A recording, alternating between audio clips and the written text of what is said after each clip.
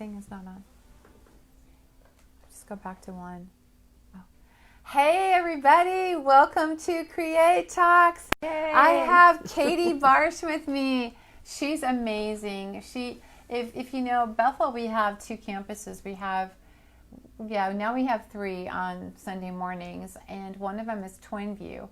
And Katy heads up all the artists there, which is just doing such a great job. And not only is she an artist, but she's also an educator, has been doing this a long time. And today we're just talking about the power of creativity and how it really can impact children. And I don't know about you, Katy, but that's the next generation. If we don't really train them up in the way that they should go and nurture their creativity, yes, then we're really shooting ourselves in the foot. We're not leaving a legacy behind. But I want you to share with us a little bit about your journey and about why you became a teacher and kind of how you help children find their identity. Tell us about that. Well, for me, my journey was that I wasn't a very good student. I didn't learn how to read until I was almost in the 4th grade. Wow. And I thought of myself as being dumb, only to find out later that I had quite a significant IQ, but the way that I was being taught just didn't work for me, and I had some dyslexic problems when I was growing up, and so I just felt this great desire that other children wouldn't grow up thinking that they were dumb or thinking that they were deficient in some way, but they would really understand how unique and how beautiful they are. So that was how I got into education. Isn't it amazing how sometimes we have issues or we go through things and we think, oh my gosh, that's the worst thing, but it actually becomes one of the greatest tools of really showing us our mission in life and what we're called to be. Yes. It's just crazy. Well, I think that that's part of who we are. I mean, we are all our experiences, and God isn't surprised when things happen to us and like, oh my gosh, do you believe that happened? He's never surprised. And he always has making a way for us in all our situations. And I believe the same thing is really true for children. I do and too. They need to find that path. They need to find the things they're good at and the things that they maybe aren't so good at, and just be able to recognize that. And that's our job as parents and educators, as people that are in their lives. That's part of who we're supposed to be. We're supposed to be those people that are drawing out the gold, and then also supporting them in those places where maybe they're not as confident or they still need skills. Now, this is such an important thing to know because, see, every one of us has children in our life. Every single one of us. And the way that you respond to a kid in the grocery store, the way that you encourage them when they start to do something on the playground, if you have different kids within your family line, those kids are looking to you for how you respond when they create. And they're looking and they're saying, well, what do you think about me? And that is huge because creativity is an outlet of what's inside a child, which is crazy. We were just finishing up a course, which I'm so excited about. I am too. It's going to change kids' life. It's called Create for Kids, and Katy was one of the instrumental pieces of what she shares in the different courses that we're doing. But share a little bit about why it's important for parents and educators to understand the different ways that children learn. You talk about multiple intelligences, and if you don't know what that is, you're going to learn right now because you're going to find out the way that you learn, but also the way that kids learn differently than others. So go ahead and share about that. It was interesting what you were just saying about reacting to kids, because how kids are smart, the different ways that kids are smart, actually sometimes can be the very thing that drives you crazy about them. So kids that are word smart. So there are 7 some people say they're 9, but we're just going to deal with 7. So it would be word smart, logic smart, picture smart, body smart, personal smart, music smart, and self smart. And in those things, like kids that are word smart, they love words. They like to talk. They like to be listened to. They like to hear stories. Yeah. They're very much involved with words. And sometimes those are your chatty kids. The ones that you just like, like, oh. Please, give me a moment. Yes, a moment. Kids that are logic smart are kind of like your explorers, your scientists. They're the ones that have to know. Yeah. And they can drive you crazy because when you say it's not important, that really wounds them. They don't accept that. They have to know. So they're kids that will push and push to know things. They're problem solvers. They love all the sciences and all the analytic things of figuring things out. So kids that are music smart, you know those kids that are always like tapping, whistling. My husband was exactly like that, Kevin. They are music smart, and that's part of their nature and part of who they are, and that needs to be nurtured. Wow. So, and picture smart kids, they are the ones that are maps, charts, pictures of any kind, and they love to do that. They actually are the kids that will use their imagination and sometimes get really lost. Yeah. So you'll be going, hello, hello. Are you there? Yes, but they're not. They're someplace off in the picture that they're making in their head. And so those are all things that we need to know about kids, that there are these different ways of being smart, and we can utilize those things to help them learn and help them be successful. Totally. So your kids that are body smart are coordinated, athletic sometimes.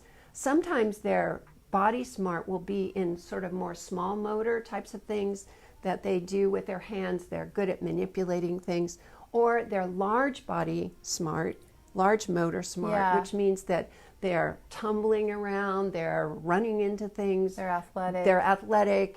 And those kids, you know, they are always active. They're very busy kids. And it's important for them to have that outlet to express themselves with their whole body. Absolutely. And if you don't give them that opportunity, if they have to sit too long, all of those kinds of things, that will really make frustration in them, and you'll see it either in anger or acting out in different ways. So, where are we?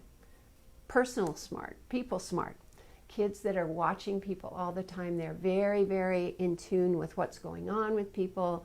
We would call them empathetic. You're right. They really tune in. They actually have kind of almost, you'd say, an understanding of people's motives. Yeah. And so sometimes it's hard for those kids when they're, especially when they're young and they don't have a lot of filters, or when we get old and we don't have filters.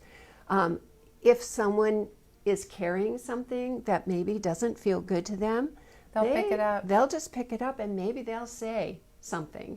You know, like you'll try to be all polite and nice about, oh, this is so-and-so, and out of their mouth will come something that you think is inappropriate, but what they're doing is they're actually using that sense of who people are and their people smarts to kind of figure out what is safe, what's not safe.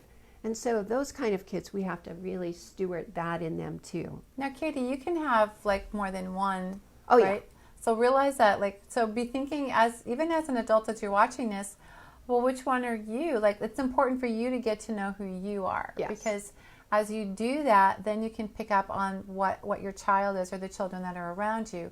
I mean, there was this one person, my goodness, she was an incredible, she would always be fidgeting and moving around, and her mother took her in because they said, we don't know what to do, maybe she needs special classes. And so the psychologist looked at her, and so he said, let me do one thing, and he put on music and she began to dance. And he said, she doesn't need Ritalin, she doesn't need anything.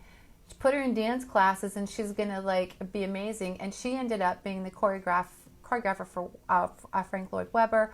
So many other people actually grew up because this one psychologist understood that this child was just learning in a different format than the rest of the kids in the class, which is why it's so important. And the thing about that too is that as they learn that about themselves, then they actually can tackle problems, learning problems. They can tackle situations with an understanding, oh, this is the way I do this best. Yes. So that they don't end up going, oh, I'm just not getting it. You know, maybe if they're very logic smart or picture smart, you know, and somebody's talking to them all the time and they're not getting it because they haven't seen something.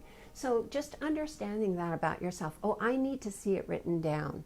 Or, Yeah. when you think about an easy way to kind of figure things out a little bit, if you're going to play a game, do you like someone to tell you how to play the game, which is listening? Do you want to read the instructions for yourself, which is word smart? Or do you just want to play the game and have somebody help you as you go along? And that's more your body smart, more your just like figuring things out as you go. And that's another aspect. So It's so true. looking at that kind of things and thinking, oh, what do I like? What do I prefer? Yeah, and I think too, Katy, like in our culture, it's so important because most teachers teach from more of a verbal way of, and so like I am not a verbal processor. I'm definitely a person who has to see it. I'm that kind of person. And so for me, I'm like you. It's like, oh, once I read it myself, once I look at it myself, then I get it. But if people tell me directions, I go, sorry, you lost me. Here's my Google. And it's important for us to know that. The kids just learn differently. They're not rebellious. They're not they're not like just trying to like not respond, but they just don't really learn that way. Right, exactly. And so those kinds of things are important. The last one that I wanted to mention is kids that are self-smart. They really do understand what they like, what they don't like. These are kids with really strong opinions. So I don't like this fabric. I don't like that bedroom. I don't like, and you feel like, well, what do you need? But they actually need the independence to be able to choose. That's really important for them because they are self-smart. They're very aware of what's going on inside themselves. And with that, they just need to have the ability to choose. So those kinds of kids, just give them healthy nutritional choices. So if broccoli bothers them because of the texture, then asparagus or zucchini or something else. It's like they need to figure out for themselves what is working and what they like and what they don't like. Yeah. That's my granddaughter, Brielle. Yeah. She's exactly like that. Textures are very important. She knows exactly what she likes, what she doesn't like. She has opinions on everything, and she's only 4. It's like it's so helpful, isn't it, to find out that kids are different and we're wired all differently, even as adults. Yeah, I think it's fun when you talk about these things because unless you have done research in education, it's not sort of like things that people think about all the time, but it's fun even as adults to kind of like go, I never thought of that, and then you get to rethink that. And it's really significant that we nurture our children in the kinds of things that they need in order to be successful, and not to think, if you get a bad report from a school or a bad report someplace, try and figure out, what's the mismatch here? Yeah. Kids sometimes will say things like, my teacher doesn't like me.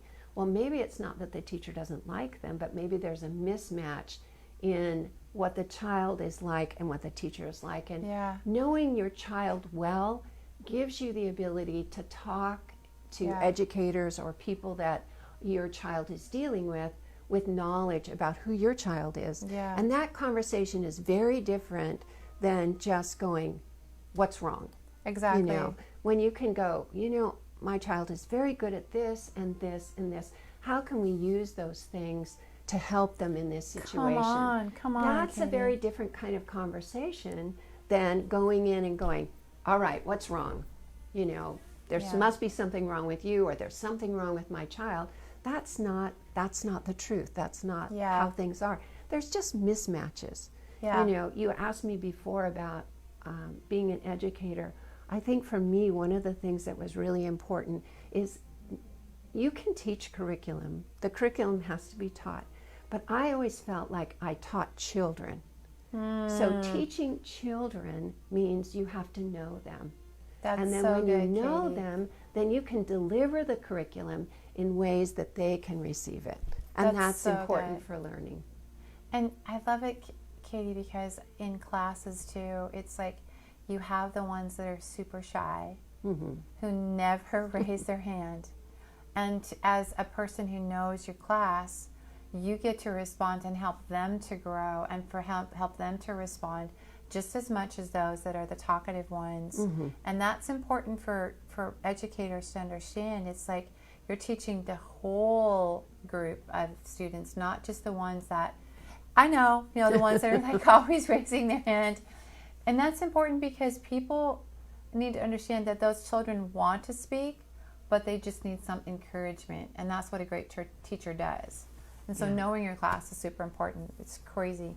But, we live in a society where children are really at risk. This is an epidemic. As we know, we know about the shootings in schools and how the children are acting out because of so much turmoil inside. We know the stuff that they deal with in social media and wanting to be accepted. And there's just so much barragement, even on social media, on kids like wanting to be adults or wanting to wear a certain thing to be popular, et cetera, et cetera, et cetera. It's just like pervasive. Mayhem. And so this can really destroy a child because a child gets lost in thinking that they have to be a certain way, and comparison can step in, and creativity inside of who they have been created to be just flies out the window.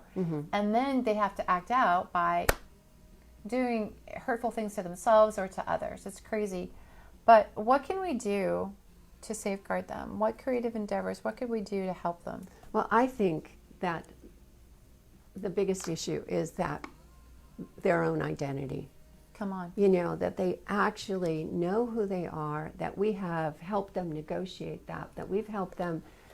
We've called out the gold in our own children, and not in a religious sort of way, not with the expectation that you're going to do something, but just to celebrate who they are and their own identity. And as we help kids really know, oh, I'm strong in this, I'm good at that, oh, I have this gift, I hear God this way, this is who I am, this is my God-given gift of who I am, and that's celebrated. That's so key. Yeah, it is. It's honored and celebrated. Then we can send them out, and they can go and negotiate those things, because we can't cloister them and keep them away from everything. And so, actually, the other thing, one of my daughters-in-law, I was just so I was so proud of her. I was like, I wouldn't have thought of this, but she's already talking to her 9-year-old little girl about social media and what you can share and what you shouldn't share, and who she is, and the parts of herself that are precious that aren't for everyone to know. Come on. And I'm thinking, this is so important that we actually instruct our children about social media, what it is, what it can do, what it shouldn't do, and how for them to negotiate into that arena. But the background of all of that is, who are you? Yes. And let's always protect who you are. Exactly. Yeah. That's so good. It's so important that we do that we allow these things to happen. Again, we're live. If you have any questions for her, Katy wants to respond. We want to know your heart. And oh my gosh, we just had a couple joining us, Columbia and Sue from Melbourne. Thank you guys. We're so glad you're here. Yay. If you have any questions, let us know. We also did Create to Be Free for Kids, which was amazing. It was crazy. Katy was with me on this journey of seeing these kids from all different kinds of walks of life, and a lot of them that were involved in the car fire here that had had trauma, and then others that had been removed from their home because they went to our school of ministry, their parents. And so you had many, many different types of kids that were there. And when I was doing the interviews with a lot of them afterward, every single one of them said, I go, well, how has this changed you? They said, I now am more confident in who I am. And I'm going, whoa. Not great. That was like huge. Yes. But tell me why this is such an effective tool in helping children. So do you want the technical answer? I want the give them all. Okay. Give it both. Give So them technically, when kids do art, they actually are working out of what's called this limbic system in their brain. And the limbic system bypasses the logic, the frontal cortex. And so in that ability for it to reach into the emotions, because the limbic system is the emotional brain, in that ability for art to touch that part, Yeah. it bypasses all their negating thoughts. It bypasses, like, I shouldn't think this, I shouldn't feel this way. Oh, I know the right answer. My Right. mommy said, my daddy said. See, so when you bring art into that, you bypass that system, and it gets right into the emotions where they can express how they're really feeling. Exactly. And then through the process of Create to Be Free, Yeah. through that kind of like the process that they get to go through, then they get to resolve it with Jesus. Which is huge. It is huge. Because It's wonderful. Because these kids, like, as they start to share about what they were afraid of, or the things that scared them, or how they were feeling about themselves, all of this stuff, as they're creating, actually comes to the surface. Whereas before, as you know, most kids go, "How are you doing?" "Fine." Fine. And you're going, "I don't think you're doing fine." But they just do a pat answer because they don't know how to get to that place. They don't. And so art and healing, like you said, can do that. And the great thing about the program too is, like, then they share with others. And there's something that happens when I know that I'm not alone. I'm in 3rd grade and I'm really upset with my teacher. I don't get asked to, like, do this, do that with friends. But I shared about how I'm feeling sad about who I am. And somebody said, "That's awesome. Thanks for sharing. That must hurt a lot." That's going to change my life. And the fact that I get to share something that was buried deeply about how I felt about myself, that in itself will change them, because if they're getting it out, they're talking about it, and other people are joining them. Yeah. It's just crazy. It's really great. It's really great. Are there any, like, closing advice for growing kids? Oh, wow. You have so much, but I guess, it's always interesting because I think you always have a life message. And my life message is, look at your children, figure out who they are, and the call of God on their life. My favorite verse is from Ephesians, that we are God's workmanship, created in Christ Jesus to accomplish good things that He's already set in front of us to do. And see, God has made your child so unique and so precious. And He's already figured out what they're going to do. Yeah. And our job is just to steward those gifts in them.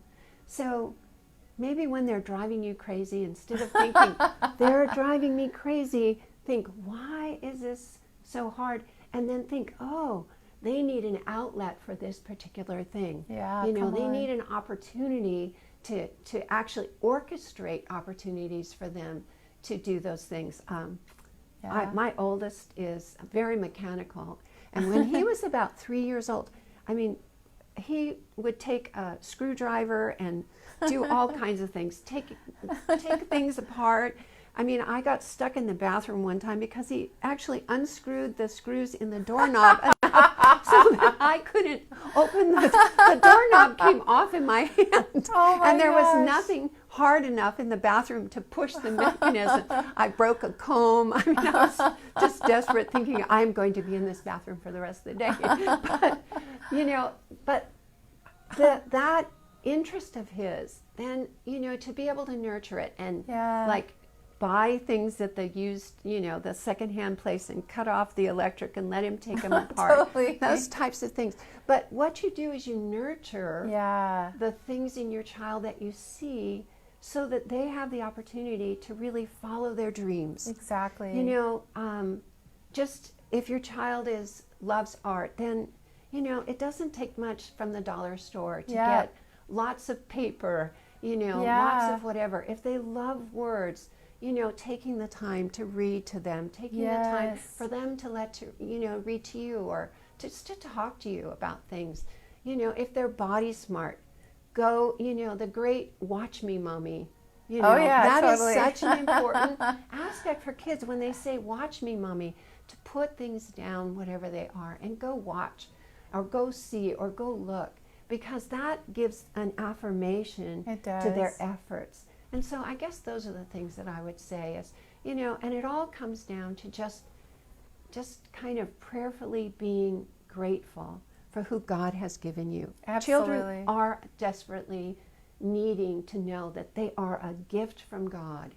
They are not a disruption to our lives. Exactly. They are a gift from God that we treasure. There's something that like it kind of, and again, I know that I'm speaking to so many of us out there, but there's something that hurts my heart when I travel and I'm in the airport or when I'm in a supermarket and I see these kids looking for attention and I see parents just on their social media or just doing their stuff. And there's something in my heart that says they're going to grow up thinking that they're second class to that. And it's just going to, it's going to hurt their heart. It's like what you give when a child wants your attention to making sure that you share with them. It's super, super important. It's like so vital that we do this. Katy, it's amazing to see that we are the shapers of history through our kids. And to get these resources, like Create for Kids will be coming out for the School of Creativity May 14th through 17th. I'm just so excited. So you definitely need to get that and to respond, because that's just going to change a child's life in such an incredible way.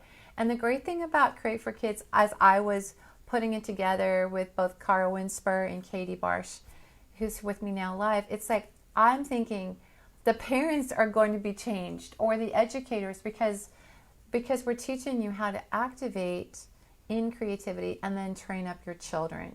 So it's kind of like a double whammy. It's like you're getting the best because you can't really work with kids unless you've gone through that yourself with feelings, etc. So and knowing yourself and knowing who you are. Exactly. So we're so excited. And you know, I love what you said, Katy. It's like everyone is given a child for a reason, and that child is something so huge for you.